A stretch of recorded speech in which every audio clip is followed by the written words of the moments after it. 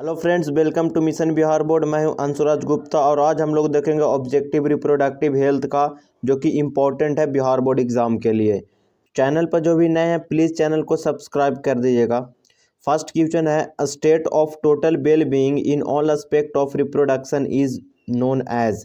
Totally well being है in all aspect of reproduction, चाहे तो फिजिकली हो या फिर बिहेवियरली हो, सोशली हो या फिर मेंटली हो, सभी प्रकार से टोटल वेल बीइंग है, उसको क्या कहते हैं? ऑप्शन है reproduction, reproductive health, population explosion, contraception. तो इसको जो है कहते हैं रिप्रोडक्टिव हेल्थ। इसको क्या कहेंगे? रिप्रोडक्टिव हेल्थ कहते हैं। When India launch family planning programme, family planning programme जो है इंडिया कब लॉन्च किया था? 1875 में, 1951 में या फिर 1970 में या 1802 में? तो इसका करेक्ट आंसर है 1951 में। 1951 में जो है इंडिया लॉन्च किया था फैमिली प्लानिंग प्रोग्राम, जिसमें स्लोगन भी गाया गया था। The techniques for the foetus sex determination and disorder determination is known as. Techniques है जिससे जो है फीटस का सेक्स डिटर्मिनेशन, मतलब फीटस का सेक्स को जो है हम डिटरमाइन कर सकते हैं, और उसके डिसऑर्डर को भी, जैसे जेनेटिकल डिसऑर्डर होता है उसको हम डिटरमाइन कर सकते हैं। उस टेक्निक का नाम क्या है, उसे क्या कहते हैं? ऑप्शन है एमनियोसिंथेसिस, पॉपुलेशन एक्सप्लोजन, रिप्रोडक्टिव हेल्थ या फिर नन ऑफ दीज। तो इस टेक्निक्स को कहते हैं एमनियोसिंथेसिस। इसको क्या कहेंगे? एमनियोसिंथेसिस, जिसमें एमनियोटिक फ्लूइड रहता है, उसको नीडल के द्वारा लेकर उससे चेक किया जाता है। Population explosion due to decrease in death, increase in birth या इंक्रीज इन डेथ या both A and B. Population explosion जो है वो कैसे होता है? डेथ अगर डिक्रीज हो जाए तो उससे भी पॉपुलेशन एक्सप्लोजन हो सकता है। बर्थ इंक्रीज होगा तो उससे भी पॉपुलेशन जो है एक्सप्लोजन हो सकता है। तो आंसर हो जाएगा both A and B. Answer both A और बी हो जाएगा। डेथ डिक्रीज है तो बहुत ज़्यादा जो है यहाँ पे पॉपुलेशन इंक्रीज हो जाएगा, जिससे क्या होगा? पॉपुलेशन एक्सप्लोजन होता है। अब बर्थ भी बहुत ज़्यादा अगर हो गया तो उससे भी पॉपुलेशन एक्सप्लोजन होता है। तो यहाँ पे both A and B answer हो जाएगा। अब नेक्स्ट है, death rate is also known as. Death rate को जो है और क्या कहते हैं? नेटेलिटी रेट, मोर्टेलिटी रेट या फिर बोथ या नन ऑफ दिस। तो डेथ रेट को जो है कहते हैं मोर्टेलिटी रेट। नेटेलिटी रेट कहते हैं बर्थ रेट को। बर्थ रेट अगर यहाँ पे रहता तो आंसर होता नेटेलिटी रेट। यहाँ पे डेथ रेट है तो आंसर हो जाएगा mortality rate. Contraception means, contraception का मतलब क्या होता है? Avoid fertility, prevent pregnancy, both या नन ऑफ दिस। तो यहाँ पे बहुत से स्टूडेंट हैं जो आंसर यहाँ पे मार देंगे प्रिवेंट प्रेगनेंसी, जो कि सही है, लेकिन अवॉइड फर्टिलिटी ये भी आंसर करेक्ट है। तो आंसर हो जाएगा बोथ। फर्टिलिटी को भी अवॉइड करता है, मतलब ये भी जो है, ये भी वर्ड से पता चल रहा है कि ये प्रेगनेंसी को ही प्रिवेंट कर रहा है। दोनों वर्ड एक ही जैसा है, सिर्फ चेंजिंग है थोड़ा। Natural method to prevent fertilization. Natural method क्या है जिससे फर्टिलाइजेशन को प्रिवेंट किया जा सके? ऑप्शन है periodic abstinence, coitus interruptus, lactational amenorrhoea, all of this. तो ये तीनों जो है नेचुरल मेथड है, तो ऑल ऑफ दिस यहाँ पे हो जाएगा। पीरियोडिक एब्स्टिनेंस, क्वाइटस इंटरप्टस और लैक्टेशनल एमिनोरिया, ये तीनों से जो है प्रिवेंट किया जा सकता है फर्टिलाइजेशन को। Artificial method to prevent fertilization. अब आर्टिफिशियल मेथड क्या है जिससे फर्टिलाइजेशन प्रिवेंट किया जा सके? ऑप्शन है barrier method, IUCD, oral contraceptive pills. IUCD का फुल फॉर्म होता है इंट्रा यूट्राइन कंट्रासेप्टिव डिवाइस। तो यहाँ पे भी आंसर हो जाएगा ऑल ऑफ दीज। ये तीनों मेथड है जो प्रिवेंट करता है फर्टिलाइजेशन को। बैरियर मेथड, आईयूसीडी और ओरल कंट्रासेप्टिव पिल्स, ये तीनों जो है प्रिवेंट करता है फर्टिलाइजेशन को। Example of non medicated IUCD are. Non medicated IUCD का एग्जाम्पल क्या है? Copper T, lippes loop, circular loop या नॉन ऑफ दिस। तो नॉन मेडिएटेड आईयूसीडी का एग्जाम्पल है lippes loop.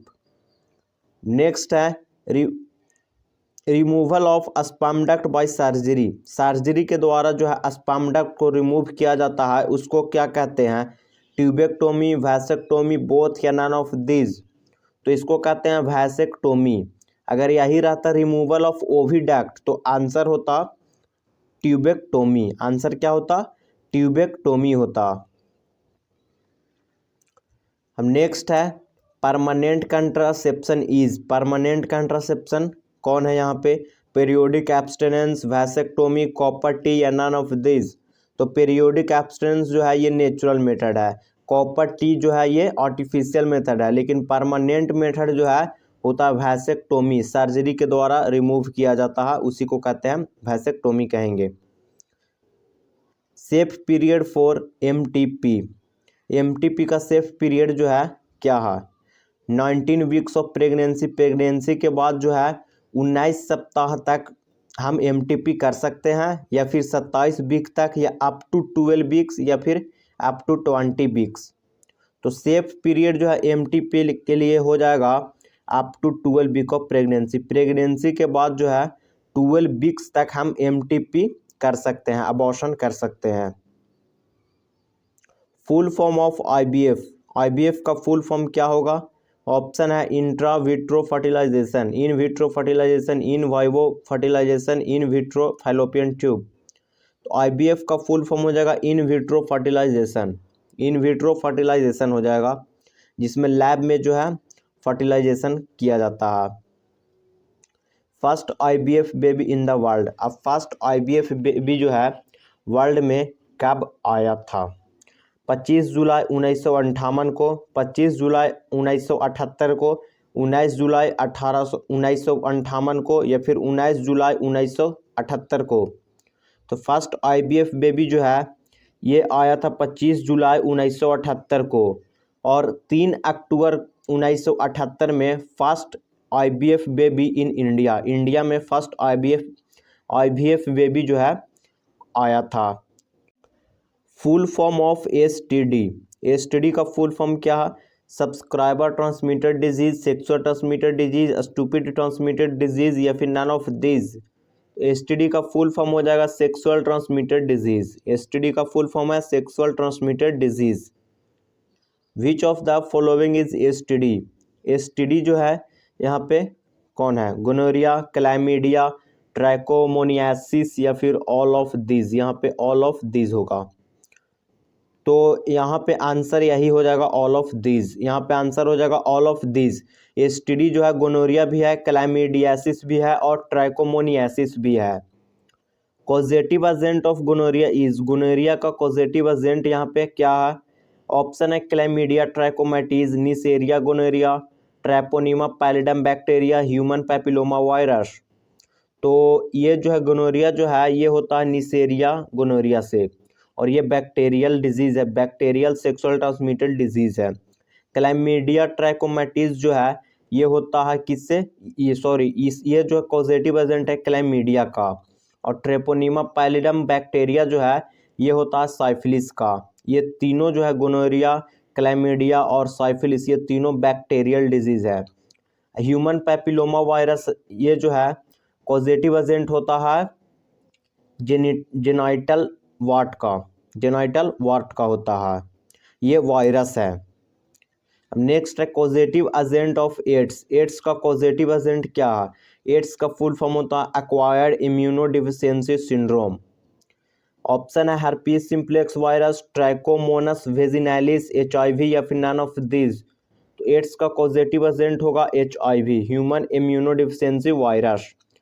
Herpes simplex virus जो है ये हर्पीस वायरस का पॉजिटिव एजेंट है, और ट्राइकोमोनियासिस का पॉजिटिव एजेंट होता है ट्राइकोमोनस वेजिनैलिस। तो एचआईवी का हो जाएगा क्या, पॉजिटिव एजेंट होगा एड्स का।